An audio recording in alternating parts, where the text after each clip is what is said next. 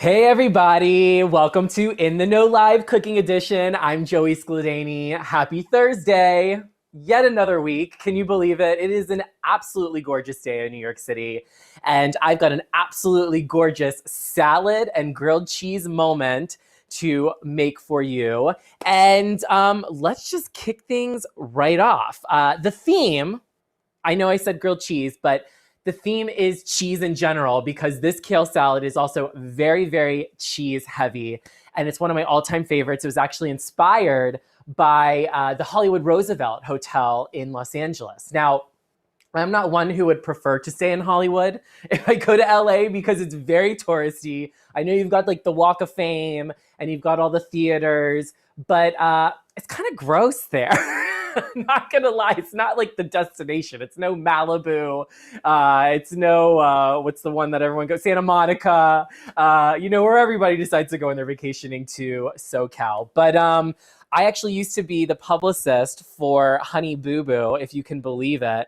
And Mama June used to demand that we stay there. And the one redeeming quality of that hotel was that their food was fantastic. And I would special order this salad to my room every time I went, and their sticky toffee pudding, which I should get the recipe for that too. But this is an amazing salad because it's super well-rounded. I think a lot of people are intimidated by using kale because they think it's just too rough and it's not palatable. But I'm going to show you steps to guarantee that it's a little bit more soft and delicious. And the dressing is super garlic forward, super garlic heavy, but we're gonna counter it with some nice little additions. One obviously being the Parmesan cheese, and the second being something sweet. I'm gonna throw in some currants and then something buttery, which will be pine nuts. But what I wanna do first is I have about 3 ounces of pancetta here. This is cubed. Feel free to get the sliced version and slice it up yourself. But what you want to do is just put this on some heat, about medium, and allow it to cook. Now, a lot of people are probably wondering why not prosciutto, which is usually more readily available.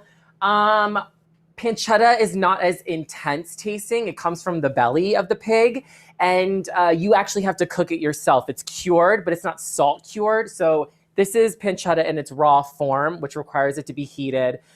So the flavor profile is not going to be as salty when you cook it down and you add things to it.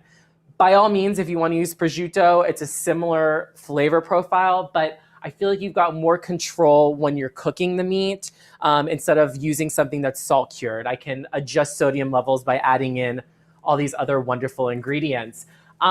What we're doing with that pancetta once we cook it up, and you want to make sure it gets to a nice golden brown, is we're going to toss it in some breadcrumbs and make pancetta croutons. That's what we call them, pancetta croutons. I know, insane. All right, cool. It's already sizzling. Just going to lower it a bit and keep going to it to check on it. And once this is cooked, all you need to do is just have a plate on the side with a paper towel because we want to drain that oil. And then we're just going to, again, add the breadcrumbs to create those croutons. All right, let's move right along to the kale itself. And okay, like I said, kale, quite intimidating, though you should be eating it because it is one of the most nutrient-dense foods out there. Super high in antioxidants, super high in vitamin C. It's got more vitamin C than an orange. But what I recommend is to not buy those pre-packaged bags because when you do, you're going to get a lot of those ribs in the middle, and those are what is frankly the most unappetizing parts of kale.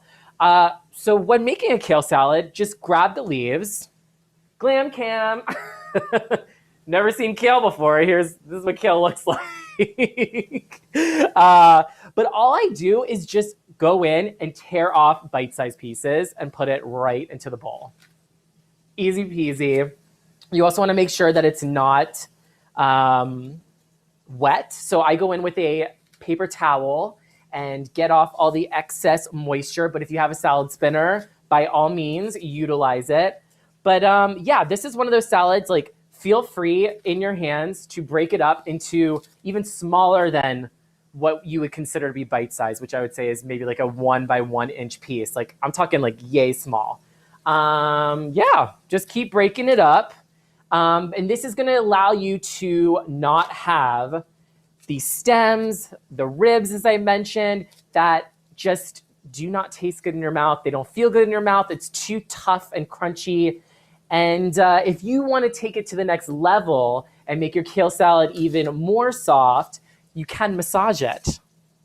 You'll be a little jealous that your kale's getting the massage and not you, but just put a little olive oil on your fingers and go right in. And yes, that moisture that you're adding with the olive oil will help to break it down a bit. So I am pretty much done. I'm gonna go back to my pancetta really quick and just make sure it's cooking. You want it to be nice and crispy on the outside. I'll show it once it's done. You want that beautiful golden caramel outside. Yeah, y'all have made bacon, pancetta, pork products. If not, this is how you do it. You just wait till it gets nice and golden brown.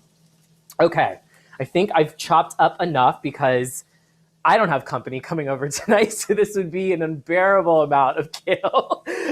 This is what it looks like. Pretty. And just show you, it's very soft. Don't be intimidated. Do the kale. But this dressing can absolutely be put on an arugula, a spinach, a romaine, whatever your salad of choice is.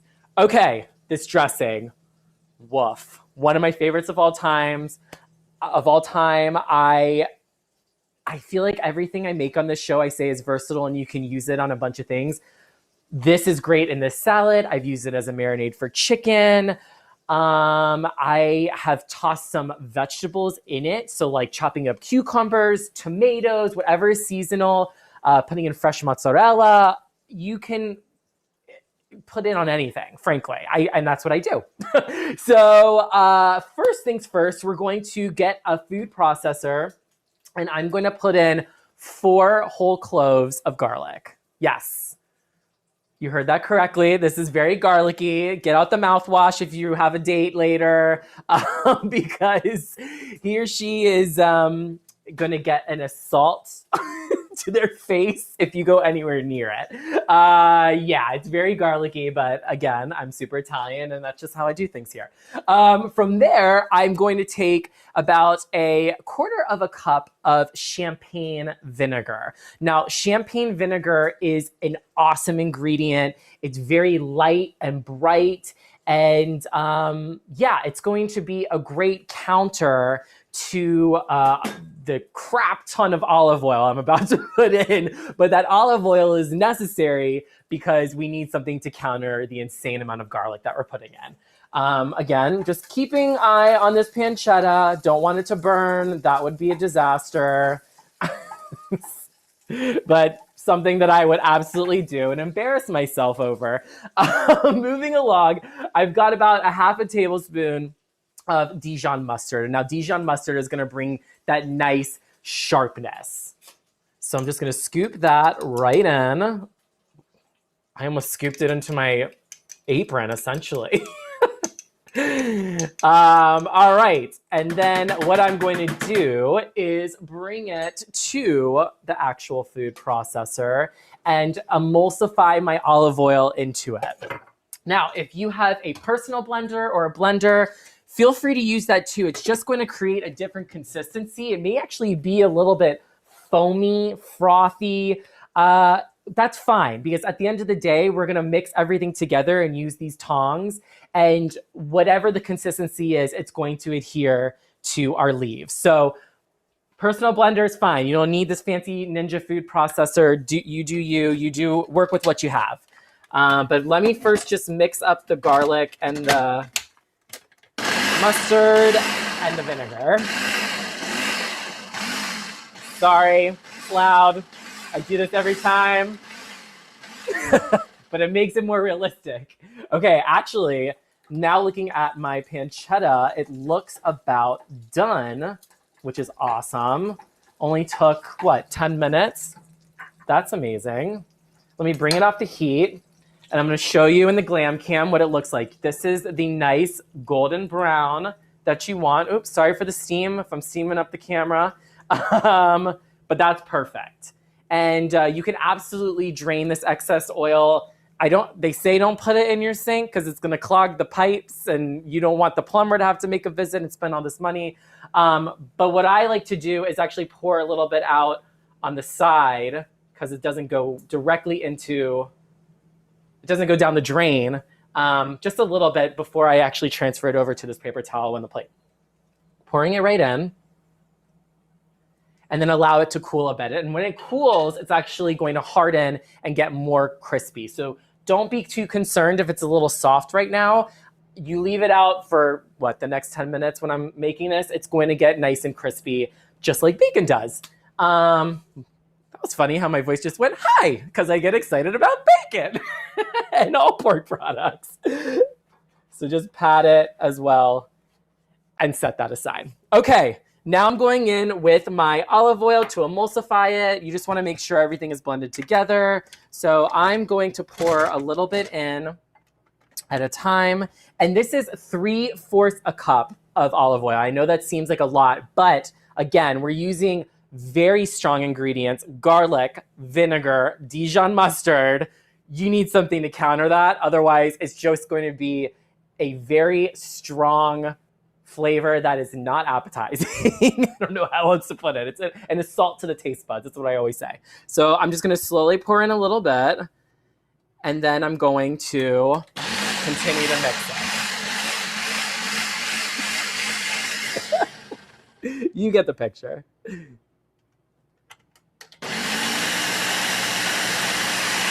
I don't want to talk over it.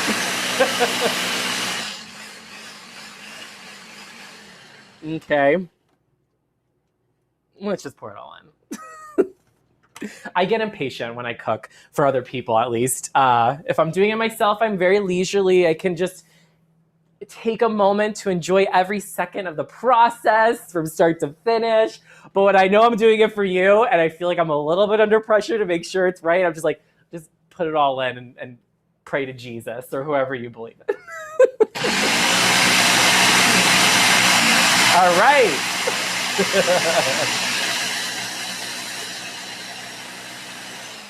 That ought to do it. Just gonna pull it out. Remove the lid. Remove the thing that can slice my finger off. And this is what it looks like. A nice bright yellow, which makes it an amazing summer salad now that the temperatures are low or high. Yikes. All right. Now what I'm going to do is start to dress and top the salad with everything amazing that I have here. I have currants, as I mentioned before. Now currants are actually like sisters to raisins. They're just a different type of grape. They're a lot smaller.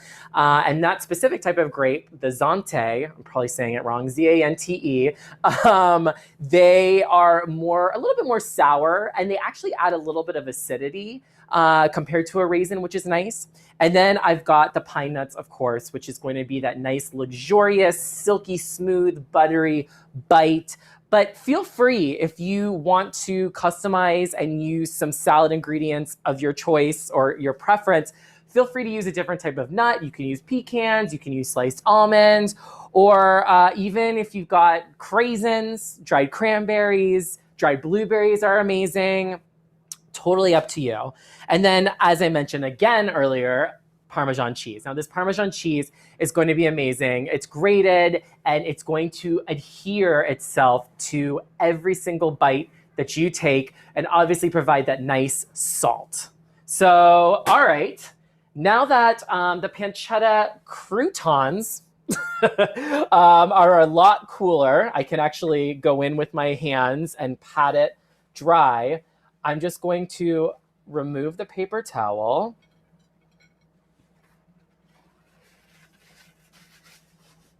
And from there, I'm just going to take some breadcrumbs and just shake a little bit on top.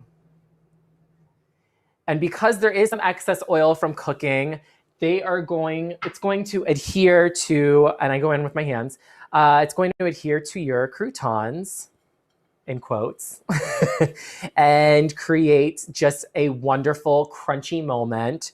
And that's even elevated even more with the bread. So voila. And I'm going to set that aside. Let's do the rest of the toppings first. First, I want to go in with just some salt and pepper. Be very mindful of the salt content that you put in, only because, sorry, I'm doing a little switcheroo while I'm thinking about it, because the pancetta is obviously very salty and the Parmesan cheese is very salty. So I just do a few shakes, and if I need more at the end, you can always go back, put more salt in after the fact. Okay, now I'm just literally eyeball everything when it comes to salad. My mom taught me this. This is the way that she makes her salads. She doesn't measure things out. She literally just goes in and is like, oh, it needs a little bit more avocado. Oh, it needs a little bit more parsley. Go in and do it based off of your preference and what you're craving that day. So I'm just gonna go in with these pine nuts and give a little sprinkle. Same for the currants.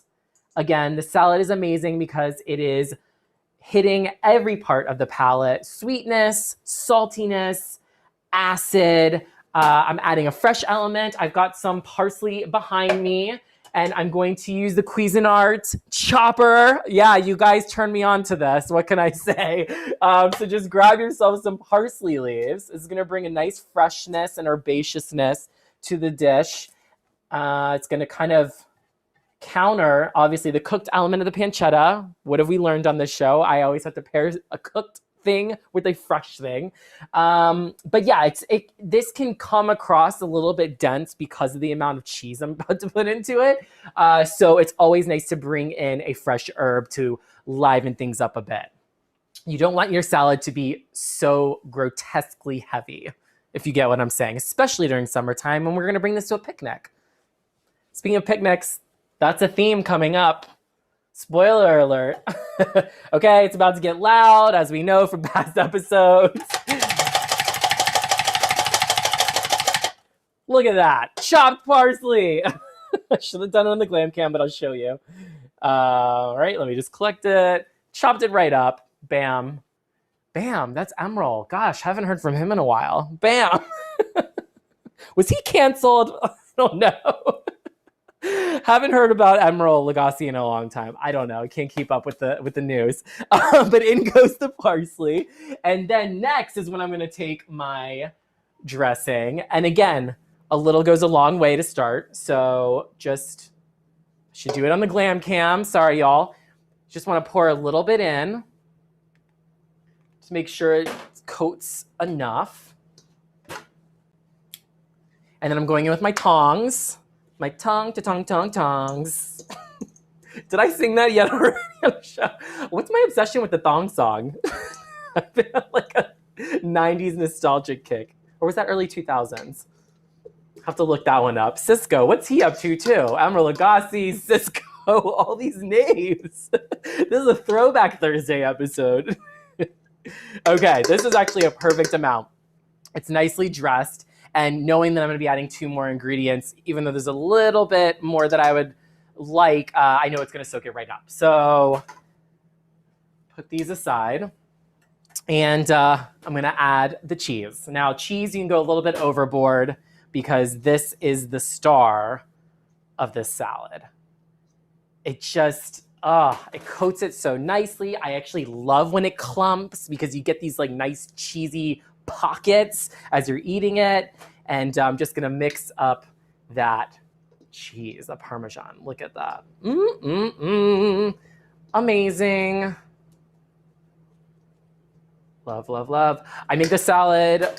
This and I made the tapenade, the olive tapenade. I would say these are the 2 like appetizer staples in the Scladani household when I'm home for the holidays. So always, Joey, make your kale salad, or Joey, make your tapenade.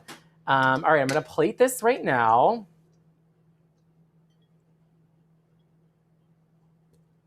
In my cook plateware, forgot to add.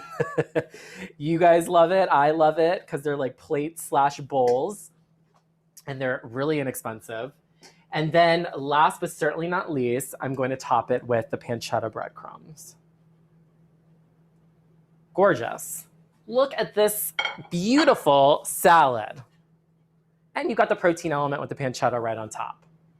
Come on. I ordered this sometimes like 2 o'clock in the morning when I was in the Hollywood Roosevelt. So good on you, Hollywood Roosevelt, because this is a recipe that clearly made an impression on me, and I've been making it forever. Yeah, can't wait to eat this later, y'all. But first, I've got to make you some grilled cheese. Now, I know what you're probably thinking, grilled cheese, so basic. Yeah, it's a very basic dish, but do you make your grilled cheese with the Parmesan crust? Because you probably don't, and I'm going to show you how. First things first, I'm just going to take my Lodge skillet with my Amazon Basics skillet handle so you don't burn yourself right here and put it on medium heat.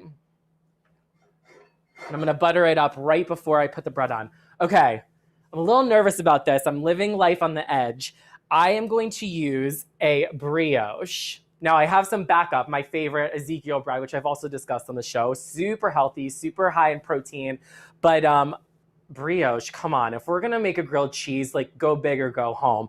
And brioche just has a ton of fat, making it very fluffy, making it just freaking fabulous. That being said, because it's so fluffy and doesn't slice well, it's very difficult to make a grilled cheese situation happen, especially when you're going to be putting some mayonnaise and Parmesan cheese on either side. So if I mess this up, I apologize. I'll go straight to the Ezekiel bread, but I say go big or go home when it comes to grilled cheese. If you're indulging, get out the brioche and then use the leftover for French toast. Okay, so I'm going to grab these slices.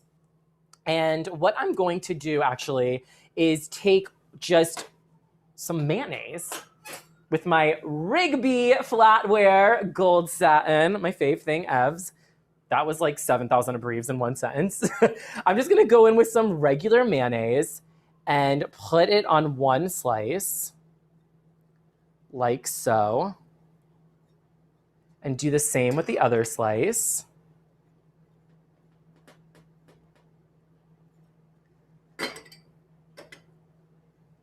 And if you are mayonnaise averse, there are a lot of you out there. Hey, speaking of Mama June earlier, she actually had a mayonnaise phobia. True story. She was scared of it.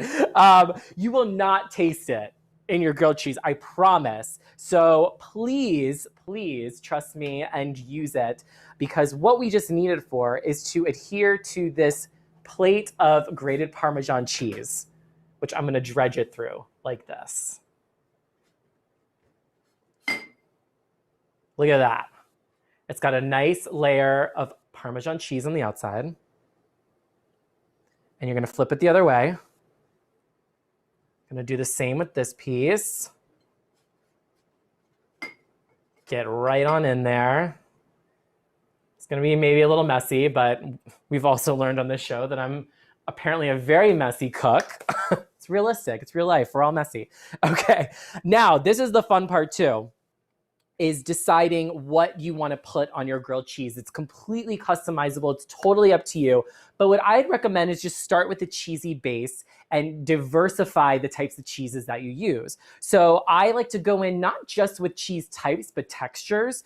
So I start with a extra sharp white cheddar slice, which is going to melt and ooze on the outside. But then I also go in with a blend of grated cheeses. And this is Asiago, Fontina, and Parmesan.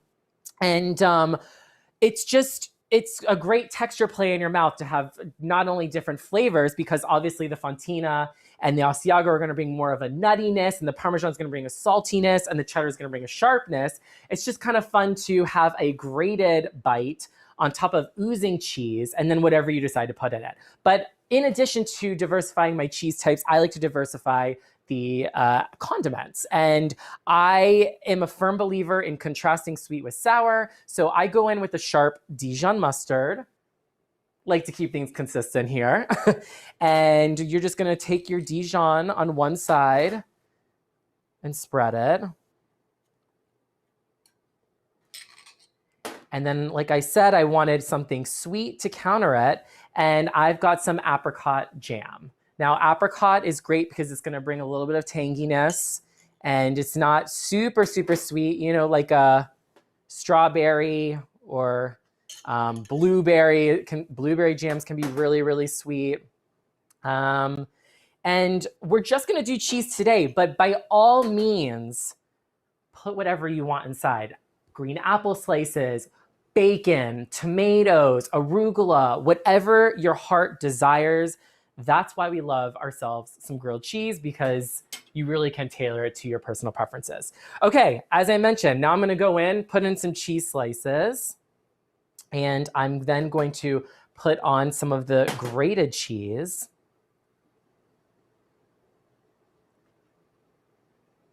And now I'm going to close the sandwich.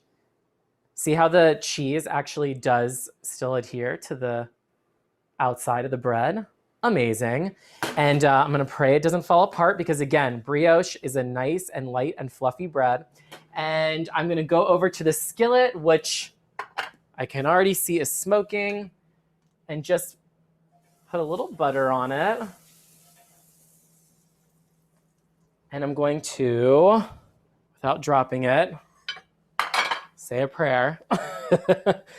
I'm going to put on the sandwich.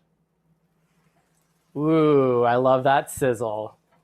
That's when you know the cheese is cooking and it's getting golden brown. Let me just wash my hands.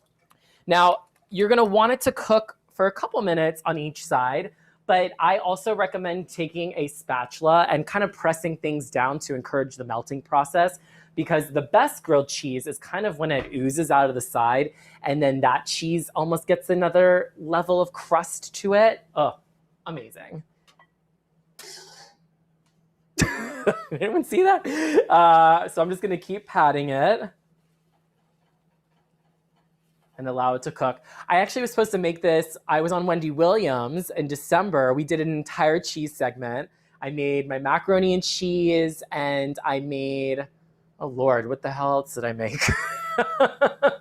What did I make on her show? Oh, broccoli cheddar soup in a bread bowl. It's so good. And if you're just joining us now on In the Know Live, we are making grilled cheese. We made a salad, a kale salad earlier, and now I'm just reminiscing about cheesy times in my life. But I was supposed to make this grilled cheese, and I was so excited about it. And the food stylist was really excited too, because he's like, oh my gosh, I never thought to put mayonnaise on bread to create a Parmesan crust. And I was like, wait, really? You're like an actual chef. No, because I thought it was just like one of the oldest tricks in the book, but apparently not.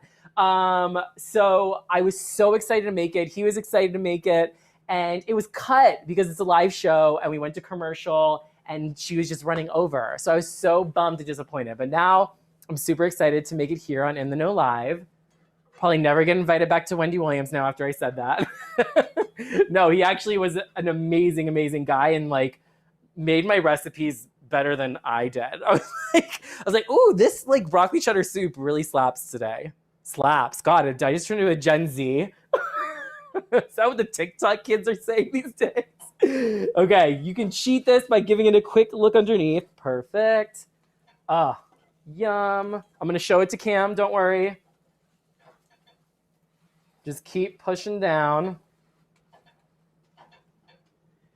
Yum, yum, yum. But yeah, so it is one of my favorite recipes in the book. And I actually, in my cookbook, Basic Bitchin', and I actually do pair it with, I make a cheese sauce that goes well with fries, because who doesn't love a cheesy fry?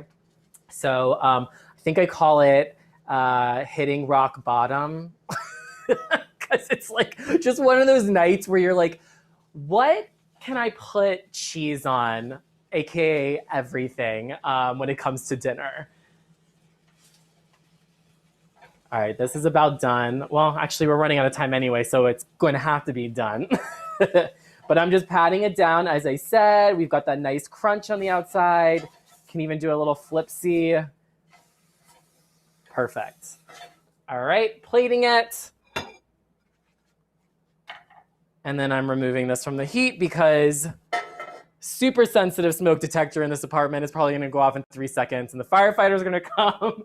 But I do want to show you in the glam cam what that looks like. Yum. Nice crunch on the outside. That is that Parmesan and mayonnaise crust, as I told you would happen. And then look, the bread is still fluffy and amazing. So this is just like the best texture bomb you could put in your mouth on a Thursday, which like, hi, I think we're running over. I don't care. I'm taking a bite. Buttery, gooey, melted goodness. I love it. If you love it, please go to intheknow.com. They've got a bunch of recipes. They also have links to every single episode from this show. I'll be here again next week, 5 o'clock p.m. Eastern time at intheknow.com. And what is next week's theme? Quick and easy. Now, everything here has been quick and easy over the weeks, but I'm going to show you how to make a one-sheet pan dinner. It's great if you come from a big family and you don't really have the time to make a gourmet meal every night. But yeah, I'm going to show you that. And then I'm going to show you a no-bake peanut butter pie. Yum. And every week on the show, we do a giveaway for a signed copy of my cookbook, Basic Bitchin'. Really popular last week. Y'all had an opinion about waffles and pancakes because that was the question I proposed on social media to enter the giveaway. And our winner was Kevin W. Stiles. Congratulations, Kevin. If you'd like to enter next week's giveaway, I will be posting a photo on my social at Joey Skladany. But yeah, that's it for me. Hope you have a very cheesy weekend. Hopefully I wasn't too cheesy today. I definitely was. Looking forward to seeing you next week and have a fab weekend.